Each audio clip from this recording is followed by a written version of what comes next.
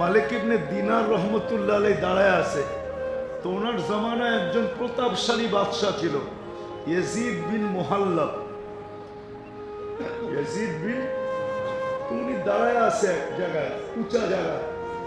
আগের বাদশাহরা যখন বাড়ির থেকে বাহির হইতো, তো আগে ঘোড়া, পিছে ঘোড়ার বহর, মধ্যখানে রাজা বাহির হইতো, অন্যরকম শান শওকত ছিল, ঠিক না? কি ভাঙ্গা কয়া দেওয়া যেত না তো, মসজিদের ভিতরে বহুত দেখছেন এরকম, ঠিক না? দেখছেন না? আগের বাদশাহরা খুব প্রতাপ নিয়ে বাহির হইতো। এখনকার বাহির হওয়ার সিস্টেম ভিন্ন, আগের সিস্টেম ছিল ভিন্ন, ঠিক না? ইয়াজিদ বিন মুহাল্লাব বাহির হইতেছে, মালিক ইবনে দিনার দূরের থেকে একটু বেকা চোখে দেখছে। এটা ইয়াজিদ বিন মুহাল্লাবের চোখে পড়ে গেছে। আর ডাকছে, এদিকে এদিকে আসো। বলছে, আমাকে এরকম বেকা চোখে দেখলা কেন?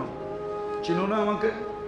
তো বলতেছে, তোমার চেয়ে আমি তোমাকে ভালো চিনি, তোমার চেয়ে আমি তোমাকে ভালো চিনি। ইয়াজিদ বিন মুহাল্লাব হাক্কা বাক্কা খায়া গেছে। আরে আমারে আমার চেয়ে ভালো এই ব্যক্তি চিনি কি করে? তো জিজ্ঞাসা করছে, বলো তুমি আমাকে আমার চেয়ে ভালো চিনো কি করে? আগের বাচ্চারা প্রতাপশালী ছিল কিন্তু বেয়াদব ছিল না, রাগ হয়েন না, কিন্তু ভদ্র ছিল। মালিক ইবনে দিনার রহমতুল্লাহ আলাইহি বলতেছে, আমা কানা আউয়ালুকা নুতফা, তোমার প্রথমটা একটা বীর্য ছিল না? তো বলতেছে, বালা, অবশ্যই, আমি তো বীর্যর থেকে তৈরি, ঠিক না? আখেরুকা জিফা, তুমি মরা গেলে ফুলন্ত ফাটন্ত লাশে রূপান্তরিত হবে না? বলছে, বালা, অবশ্যই। বাইনাহুমা তাহমিলু কাদিরা, মধ্যখানে তুমি আর আমি একটা পেশাব পায়খানার টুকরি, এছাড়া কি? মনে হয় বুঝাইতে পারি না, টুকরি বুঝেন? হ্যাঁ। ইয়াজিদ বিন মুহাল্লাব বলতেছে, ওয়াল্লাহি আরাফতানি হাক্কা, তুমি আমাকে চিনছো, বাকি চামচগুলো একটাও আমার চিনে না। মন্ত্রী পরিষদের দিকে আঙ্গুল উঠায় বলতেছে, এই চামচগুলা একটাও আমারে চিনে না, তুমি আমারে চিনছো। আমরা যে প্রিয়, এটা তো হাবিবের কারণে প্রিয়, নাইলে আমরা তো পেশাব পায়খানার টুকরি। আমাদের ভিতরে আছে কি যে আমরা আল্লাহর প্রিয় হমু? কি রাগ হয়ে গেলেন? আমাদের ভিতরে কি আছে? হাবিবের কারণে না আমরা হাবিব। আমরা যে আল্লাহর প্রিয়, এটা তো হাবিবের কারণে আমরা প্রিয়, নাইলে আমাদের ভিতরে আছে কি? পেশাব পায়খানা ছাড়া কি আছে? ভাবেন কি আছে? আমাদের ভিতরে তো পেশাব পায়খানাই আছে, ঠিক না? হ্যাঁ, এই শরীর ভরা পোকাই আছে, আর কি আছে? যদিও এখনো দেখা যায় না, কিন্তু লাশটা কবরে দিতে দেরি, 2 দিনের মাথায় পোকাগুলা বাহির হতে দেরি হবে না। এটাই তো সত্য, এখনো আছে। কিন্তু এটা মৃত্যুর কবরে দেওয়ার 2 দিনের পরে বাহির হবে। আমরা হাবিব, হাবিবের কারণে হাবিব। উর্দু আরবিতে একটা উসুল আছে, নিয়ম আছে, ওলামারা জানে, হাবিবুল হাবিবি হাবিবুল, হাবিবুল হাবিবে হাবিবুল, বন্ধুর বন্ধু বন্ধু, বন্ধুর বন্ধু আমারও বন্ধু। আল্লাহ বলেন, তোমরা আমার বন্ধু, কিন্তু আমার বন্ধুর কারণে বন্ধু। এখন আসেন আসল জায়গায়, যেই নবীজির কারণে আমরা আল্লাহর বন্ধু, আল্লাহর প্রিয় পাত্র আমরা, যার কারণে আমরা সবকিছু পাইছি। কুদরতি হাতের ছোঁয়া পাইলাম, মাথায় শ্রেষ্ঠত্বের মুকুট পাইলাম। কিন্তু আমার বিবেককে আমি প্রশ্ন করি, আমি ওই রসুলের লাজ কতটুকু রাখলাম? লাজ বোঝেন? লাজ, ইজ্জত কতটুকু রাখলাম? কতটুকু রাখলাম আমি? আমাকে প্রশ্ন করি না আমি, আমার বলতে হবে না, আপনি আপনাকে প্রশ্ন করেন, আপনার মন আপনাকে জবাব দিবে। যুবক তার মনকে প্রশ্ন করুক, নারী তার মনকে প্রশ্ন করুক। আমরা যারা বসা আছি, আমরা নিজের মনকে প্রশ্ন করি যেই হাবিবের কারণে আমরা হাবিব, বা প্রত্যেককে আমি বলবো সে যেন তার বিবেক দ্বারা বিচার করে। কেন বিবেক আল্লাহ সবাইকে দিচ্ছেন, ঠিক না? আর সবচেয়ে বড় আদালত নাকি মানুষের বিবেক। এর চেয়ে বড় কোনো আদালত নেই। আদালত বুঝেন তো? মানুষের বিবেকটা হলো মানুষের কাছে, দুনিয়ার কাছে সবচেয়ে বড় আদালত। এর চেয়ে বড় কোনো আদালত নেই। বিবেকের কাছে রাখতে চেষ্টা করব যে মুহাম্মদুর রাসূলুল্লাহ সাল্লাল্লাহু আলাইহি ওয়াসাল্লামের কারণে আমি পাইলাম কি, কিন্তু তার তুলনায় আমি দিলাম কি। আমি পাইলাম কি, একজন মানুষ একজনের কাছে চাকরি করে সে দিল কি পাইল কি, এই যোগ বিয়োগটা সবসময় হয় না, হয় না? আপনারা তো ব্যবসায়ী, ঠিক না? কর্মচারী আছে না নাই? এটাই তো দেখেন যে ও আমাকে দিল কি, ও দেখে আমি এই কোম্পানির থেকে পাইলাম কি। আমিও আপনাদের সামনে তুলে রাখবো, তুলতে চেষ্টা করব। অল্প সময়ের ভিতরে এতগুলা দেখানো তো সম্ভব না। এটার জন্য একটা মাস, একটা বৎসর দরকার। তাইলে হয়তো কিছু তুলে ধরা যাবে, তাও কন্টিনিউ হইতে হবে। সপ্তাহে একবার করে 52 সপ্তাহে 52 দিন হবে না। 365 দিন হইলে কিছু একটু তুলে ধরা যাবে, কিন্তু 1 ঘন্টার বৈঠকে আর কতটুকু তুলে ধরা যাবে? তারপরও আমাদের বিবেকের কাছে আমি বিচার রাখবো যে আল্লাহ রাসূল সাল্লাল্লাহু আলাইহি ওয়াসাল্লামের কারণে আমি পাইলাম কি, এর বিনিময়ে আমি দিলাম কি। কি কিছু পাইলে কিছু দিবেন না? না দিবেন না? খালি পাইবেনই, কিছু দিবেন না? হ্যাঁ, পাইলে তো কিছু দিতে হবে, ঠিক না? সত্য তো? পাইলাম কি আমি দেখাবো, পাইতেছি কি এটা না। এটা তো আরেকটা আলোচ্য বিষয় যে পাইতেছি কি। আমার আরেকটা আলোচ্য বিষয় আছে, পাবো কি। পাইতেছি, পাইলাম কি, পাইতেছি কি, আর পাবো কি। তিনটার থেকে অল্প অল্প দেখাবো, কিন্তু তার বিনিময়ে আমার বিবেকের কাছে আমি বিচার দিব যে আমি দিতেছি কত কি, বা আমি কতটুকু দিতেছি। বিবেক খোলা রাখতে হবে, কিন্তু দরজা বন্ধ রাখলে আমার কথা ঢুকবে না। এই জন্য খুব ধ্যান দিয়ে শুনতে হবে। রাগ হয়ে গেলেন? কথা কিন্তু এই লাইনের উপরই চলবে যে আল্লাহ রাসূল সাল্লাল্লাহু আলাইহি ওয়াসাল্লামের কারণে আমি পাইলাম কি, পাইতেছি কি এবং পাবো কি। যুবক কি পাইল, নারী কি পাইল, পুরুষ কি পাইল, প্রত্যেকের কাছে আমার বিবেকের কাছে বিচার। আপনাদের কাছে বিচার না, কোনো আদালতে না, প্রত্যেকের বিবেকের আদালতে বিচার যে আমি তার তুলনায় দিলাম কি, কতটুকু দিলাম। কথাটা কিন্তু বাবার চিন্তা করার কথা। আমার বিশ্বাস আপনাদের দিলে লাগলে মাথা নুয়ে যাবে, দাঁড়ায় থাকবে না আর মাথা। ও ভাবতে চিন্তা করবে যে আসলে আমি আল্লাহ রসুলকে কতটুকু দিলাম। যুবকও ভাববে, নারীও ভাববে, পুরুষও ভাববে যে আল্লাহ রসুলের কারণে আমরা কি পাইলাম। একটা একটা করে দেখাই। রাসূলুল্লাহ সাল্লাল্লাহু আলাইহি ওয়াসাল্লামের কারণেই তো আমি কুদরতি হাতের ছোঁয়া পাইলাম, নাহলে তো আমি কুদরতি হাতের ছোঁয়া পাইতাম না। শুধু ছোঁয়া না, কুদরতি হাতের বাছাইকৃত নির্বাচন পাইলাম, নির্বাচিত হইলাম। আল্লাহ আমাদেরকে কুদরতি হাতে ছোঁয়া দিয়া বাছাই করছেন, ছোঁয়া দিয়া। পরিচিত দোকানদার হইলে, একান্ত পরিচিত হইলে নিজে কখনো বলে তুই বাইছা বাইছা দে, বলেন না? হ্যাঁ, কি এটা এক ধরনের, আর আরেকটা হলো তুমি রাখো আমি বাইছা বাইছা নেই। কোনটার ভিতরে পার্থক্য কতটুকু? অনেক পার্থক্য না? অনেক না? হ্যাঁ, আল্লাহ তো ইচ্ছা করলে করতে পারতেন, কুদরত দিয়া বাছাই করতে পারতেন। আল্লাহ তো আপনাকে আমাকে কুদরতি হাত দিয়া নিজে বাছাই করছে। এটা রাসূলুল্লাহ সাল্লাল্লাহু আলাইহি ইসলামের কারণে আপনি আর আমি কুদরতি হাতে বাছাই হতে পারলাম। উম্মত না হলে তো আপনি কোনোদিন হতে পারতেন না। কোন উম্মতকে তো বাছাই করেন নাই। ১.৫ লক্ষ তো আরো ছিল। একদিকে তো তাকাইলে খলিলের উম্মত ছিল, কালিমুল্লাহর উম্মত ছিল, রুহুল্লাহর উম্মত ছিল। বুঝেন তো এগুলা?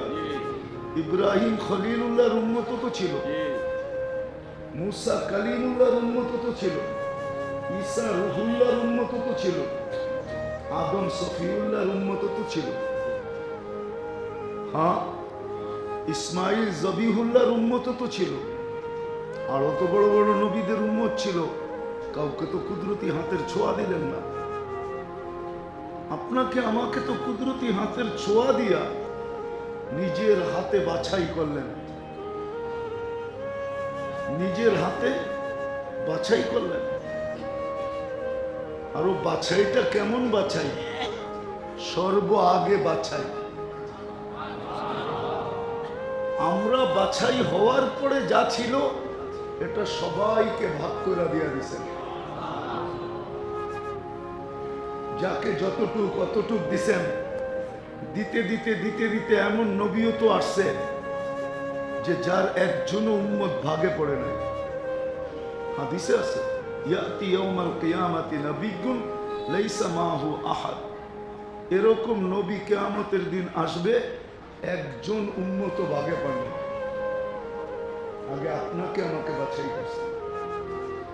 প্রশ্নের জায়গায় আসি, আপনি আর আমি যে আল্লাহর কুদরতি হাতে মুহাম্মদুর রাসূলুল্লাহ সাল্লাল্লাহু আলাইহি ওয়াসাল্লামের কারণে আল্লাহর কুদরতি হাতে সর্বহাগে বাছাই হতে পারলাম, বলেন এটার বিনিময়ে আপনি আর আমি কতটুকু করলাম?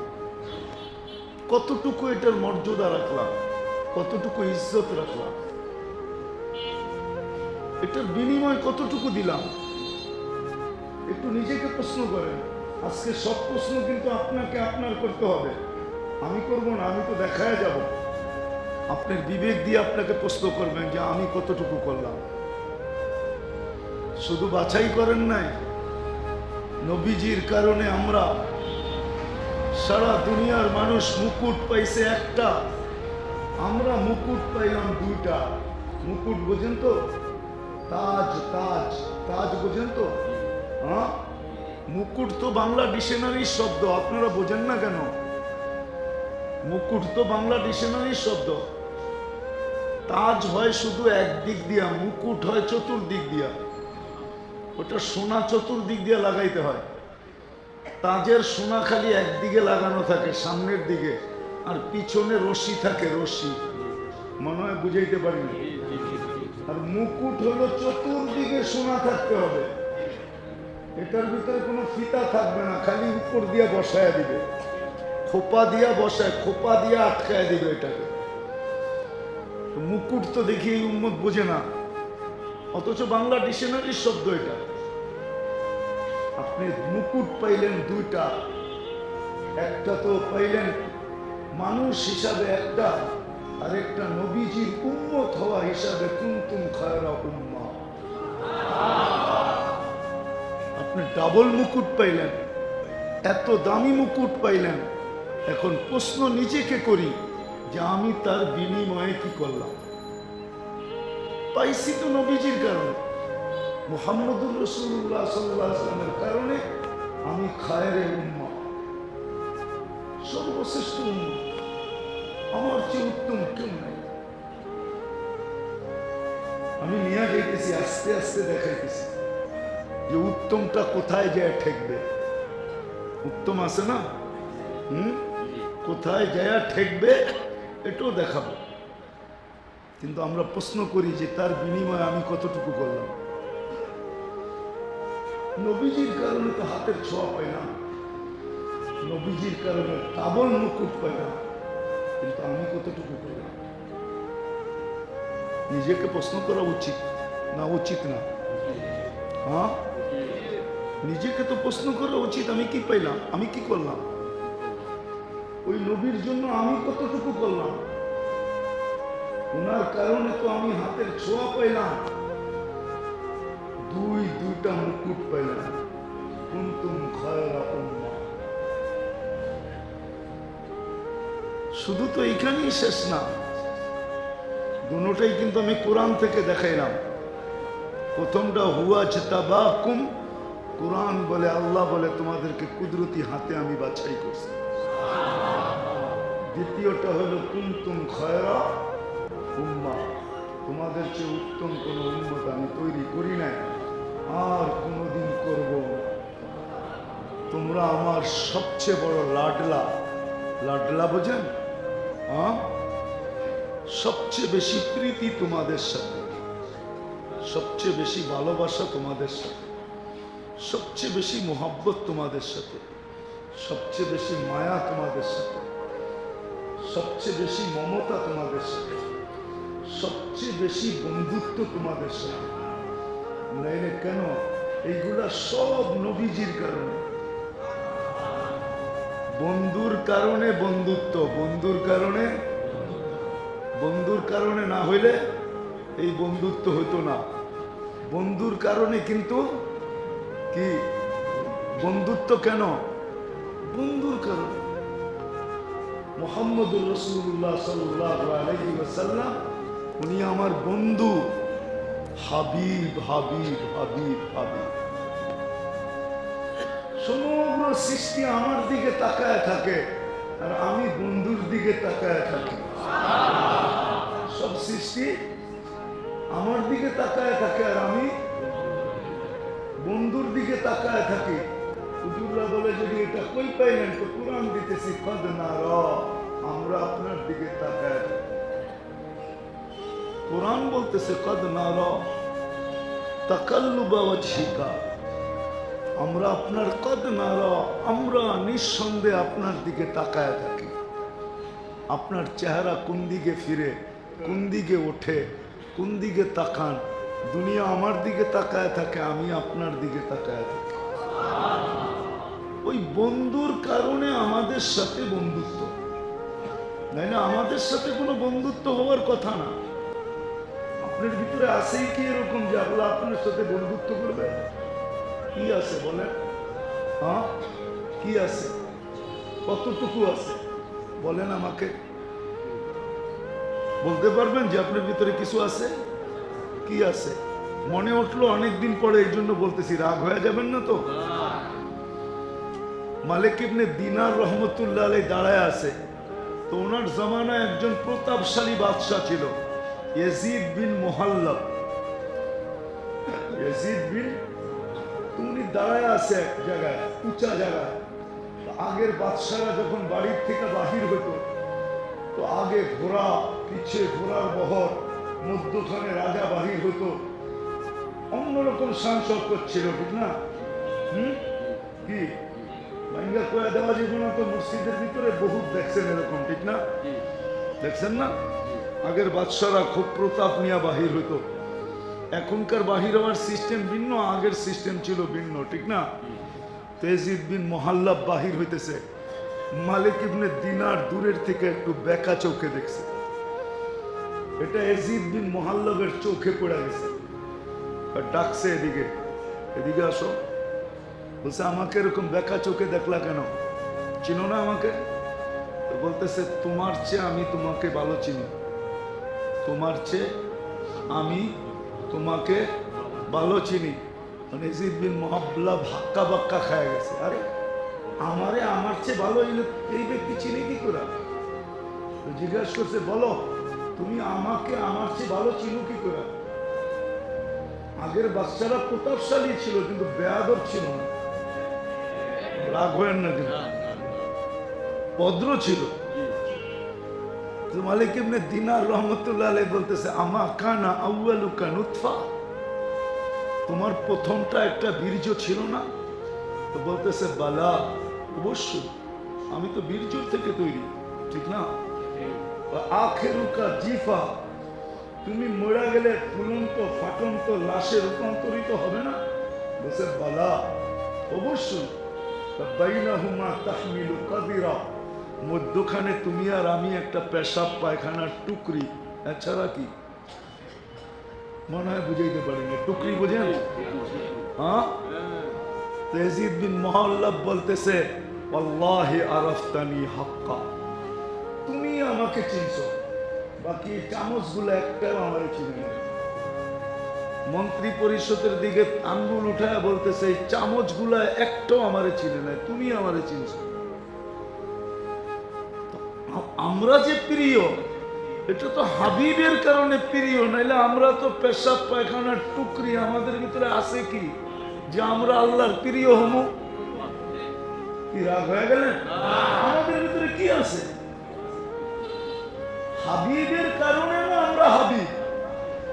আমরা যে আল্লাহর প্রিয়, এটা তো হাবিবের কারণে আমরা প্রিয়, নাইলে আমাদের ভিতরে আছে কি?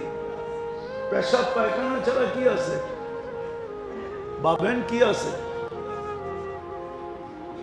আমাদের ভিতরে তো পেশাব পায়খানাই আছে, ঠিক না? হ্যাঁ, এই শরীর ভরা পোকাই আছে, আর কি আছে? যদিও এখনো দেখা যায় না, কিন্তু লাশটা কবরে দিতে দেরি, 2 দিনের মাথায় পোকাগুলা বাহির হইতে দেরি হবে না। এটাই তো সত্য, এখনো আছে। কিন্তু এটা মৃত্যুর কবরে দেওয়ার 2 দিনের পরে বাহির হবে। আমরা হাবিব, হাবিবের কারণে হাবিব। উর্দু আরবিতে একটা উসুল আছে, নিয়ম আছে, ওলামারা জানে। হাবিবুল হাবিবি হাবিবুল, হাবিবুল হাবিবে হাবিবুল, কয় বন্ধুর বন্ধু বন্ধু, বন্ধুর বন্ধু আমারও বন্ধু। আল্লাহ বলেন তোমরা আমার বন্ধু, কিন্তু আমার বন্ধুর কারণে বন্ধু।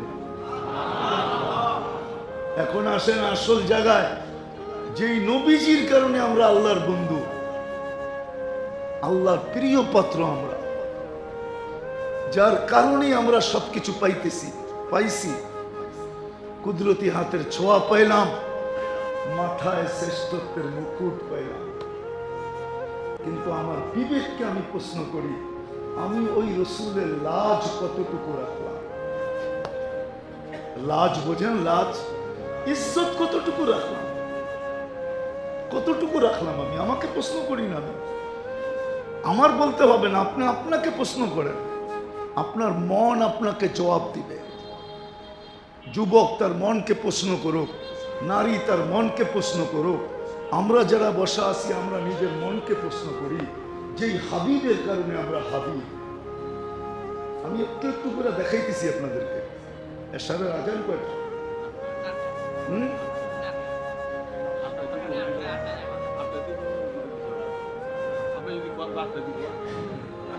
আস্তে আস্তে আমি দেখাইতেছি, খুব মনোযোগ দিয়ে শুনতে হবে। কিন্তু আবার কোনোদিন আসি কি আসি না জানি না, হায়াত এতদিন সঙ্গ দিবে কি দিবে না তাও তো জানি না। এই জন্য খুব মনোযোগ দিয়ে শুনতে হবে। হইতে পারে আল্লাহর কাছে দোয়াও করেন, আমিও দোয়া করি, আপনারাও দোয়া করেন, যে আজকের বৈঠক যেন, আজকের এই শোনা যেন আমাদের জিন্দেগির ভিতরে এক রং এনে দেয়। আমরা বাস্তব আশেকে রসুল হই। রাগ হয় না কিন্তু, হয়ে যাবেন। আমি হাত উঠাইতে বলবো না, এখানে সবাই আমরা বলি যে আল্লাহর রসুলের আশেক আমরা, ঠিক না? কিন্তু কয়জন বলতে পারবেন যে আমি স্বপ্নে আজ পর্যন্ত আল্লাহর রসুলকে দেখছি? বলেন। রাগ হয়ে গেলেন, পায়ে হাত রাখেন। তাহলে আপনি কেমন আশেক? দেখে না দেখা দেয়?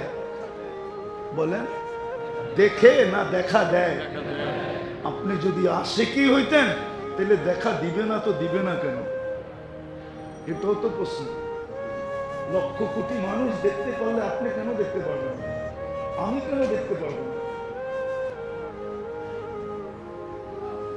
পড়া মজমায় খোলা ঠিক না, কিন্তু শুধু উৎসাহের জন্য বলতেছি, আল্লাহ মাফ করুক যদি কোনো অহংকার থেকে থাকে। আমি তো এমন মানুষ চিনি যে ছোট বয়সে দেখে ফেলছে। কি ছোট বয়সে, বেশি দূরে যেতে হবে না, আমার ঘরেই আছে, দূরে যেতে হবে না, ছোট বয়সে দেখে ফেলছে। বেশি দূরে আমাকে টোকাইতে হবে না, ছোট বয়সে।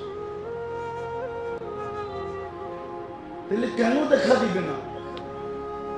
বলি তো আশেক, আমার রাগ হয় না, পায়ে হাত রাখি, আমি বুঝাইতে চেয়েছি। আমার জীবনের মিশনই হলো একটা দুটা। আমি মক্কায় গেলে একটা কথা বলি, মদিনায় গেলে আরেকটা কথা বলি। আমি মক্কায় গেলে বলি আমার কাছে কিচ্ছু নাই, শুধু তোমার পরিচয় মানুষের কাছে তুলে ধরতে চাই, এতটুকুই আমার পুঁজি। মদিনায় গেলে এটাই বলি, আমার কাছে কিচ্ছু নাই, শুধু আপনার মহব্বত আর পরিচয়টা মানুষের কাছে তুলে ধরতে চাই, এটুকুই আমার পুঁজি, আর কোনো পুঁজি নেই। আমার জীবনের মিশনই এটা, আল্লাহকে চিনানো, আল্লাহর রসুলকে চিনানো, আল্লাহর পাগল বানানো, রসুলের আশেক বানানো, এটাই আমার জীবনের মিশন। আমার জীবনে তৃতীয় কোনো জিনিস নেই। আমি আল্লাহর পাগল বানাইতে চাই, যুবকরে চাই, যুবক যেন আল্লাহর দেওয়ানা হয়ে যায়, নবীর আশেক হয়ে যায়। আমার জীবনের মিশনই এটা, আর কোনো মিশন আমার জীবনে নেই। এই জন্য আমি ডাইনে বামের কথা পছন্দ করি না, শুনিও না, বলিও না। আমার মিশনই দুটে, আল্লাহ চিনানো, আল্লাহর রসুল চিনানো, আল্লাহকে পরিচিত করা, আল্লাহর রসুলকে পরিচিত করা। তো যেটা বুঝাইতেছিলাম, যার কারণে আমরা এটা পাইলাম, আমি তাকে কতটুকু দিলাম। যার কারণে আপনি এক রাত্র 83 বৎসর পাইলেন, কার কারণে পাইলেন? বলেন বলেন, কার কারণে পাইলেন? আপনার কারণে? আমার কারণে? কার কারণে পাইলেন?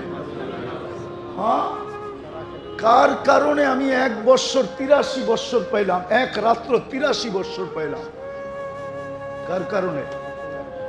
মুহাম্মাদুর রাসূলুল্লাহ সাল্লাল্লাহু আলাইহি ওয়াসাল্লামের কারণে পাইলাম এক রাত্র 83 বৎসর। আমি ওনাকে কতটুকু দিলাম? কতটুকু দিলাম বলেন? যার কারণে আমি 1 মাস 70 মাস পাইলাম, তাকে আমি কতটুকু দিলাম? রমজান 1 মাস, কয় মাস? 1 মাস সমপরিমাণ কয় মাস? হ্যাঁ, 1 মাস সমপরিমাণ 70 মাস। কার কারণে পাইলেন? বলেন, আপনার জমিরকে আপনি প্রশ্ন করেন। ইস্তাফতি নাফসা, কিতাবের শব্দ দিলাম, তুমি তোমাকে প্রশ্ন করো যে আমি তাকে কি দিলাম। যার কারণে আমি 1 নফল ফরজের সমান মর্যাদা পাইলাম। নিয়ে আসেন নারায়ণগঞ্জের যত ধরনের ওলামা আছে, সব নিয়ে আসেন এখানে, ওনাদেরকে আমি জিজ্ঞাসা করি, সমগ্র জগতের নফল মিলাইলে একটা ফরজের সমান হবে কিনা? হবে? কি বলে, একটু সামনে আসেন আপনারা, ওলামারা একটু সামনে আসেন, হবে? হ্যাঁ, যার কারণে 1 নফল 1 ফরজের সমান পাইলেন, তার জন্য কি করলেন? 1 ফরজ 70 গুণ হইল। আমি তো বলি, সারা বছর তো ইবাদতের দরকার ছিল না এই উম্মতের। এই উম্মত যদি 1 মাস কমর বান্দা ইবাদত করত, আল্লাহকে 100% দিয়া দিত, দোকান পাট, অফিস আদালত, ক্ষেত খামার সব বন্ধ করত, আর 11 মাস নাক ডুবায়া কামাইতো, আর 1 মাস পুরো আল্লাহকে দিয়া দিত, তাইলে তো এই উম্মত 1 মাস ইবাদত করে বলতে পারতো, আল্লাহ 70 মাস হয়ে গেছে, 12 থেকে 12 বাদ দেন, তারপরে তো আমার ব্যালেন্সের ভিতরে 98 মাস হয়ে গেছে, আমাকে পিছে ফালাবেন তো ফালাবেন কি করে?